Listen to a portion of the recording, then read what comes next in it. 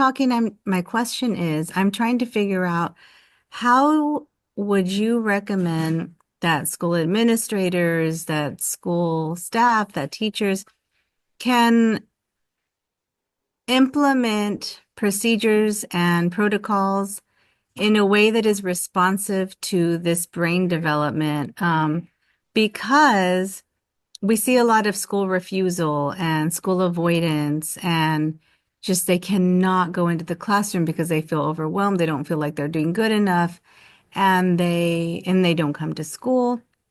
And I just keep trying to create some kind of a program to help them take the steps back into the classroom because everything you're saying that's going on in their minds and in their emotions, you know, there is probably, gosh, hundreds of kids who, if the school, because the school is so regimented, it's just all, there's no time to explain and to listen. It's like, go to class. And they do not have, the adults don't have the time or the language to help the children make these pathways back into the classroom. So if you could speak to that, because I would just love a program that could help this language that you're using about what's going on in their brains translate into actionable items to get these kids to feel okay back in the classroom. Okay, thank you, Jessica. It's quite a good question. And the answer I'm pretending to give you, I hope it will work for you, but I'm sure it will work uh, not only for the classroom, not only to help these kids go back to the classroom and what you're asking, but also at home. It's more or less the same thing. At home, they are also abandoning, let's say, the living room or the dining room in which we were together all the time as family, and now they're in the bedroom. Okay? They abandon this kind of environments because of different reasons. I understand that quite well. And if I do not feel enough, if I do not feel heard or heard, if I do not feel okay, I will immediately separate. There are four main things a kid this age has. He has to be outstanding in a way. He has to belong somewhere. He has to measure himself and feel satisfied every time he measures himself.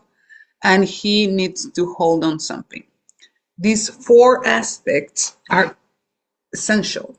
If in a school, if in a household, we can make them feel they are outstanding in something. Let's say they are very good at football. They are very good at drawing. They have to have they need their one thing that will help them define themselves. I know that, for example, they can define themselves as a good painter if they like to paint, as a good football player. We adults, we know that when we define ourselves, it's way more things like just drawing or just playing football. But they're beginning to do that. They need to identify themselves with a quality, with a thing that makes them feel outstanding. I am good at this, I am good at that. And they will begin to define themselves, but by this, they have something to say about themselves. Imagine we are all in a party. We do not know all our friends. We are all teenagers. How are we going to present ourselves? And actually, we do it as an adult now. How do you present yourself? And think about it. Well, obviously, you're going to tell the words in which you feel you're a little outstanding, or you can feel if someone measures you, you will feel comfortable. Mhm.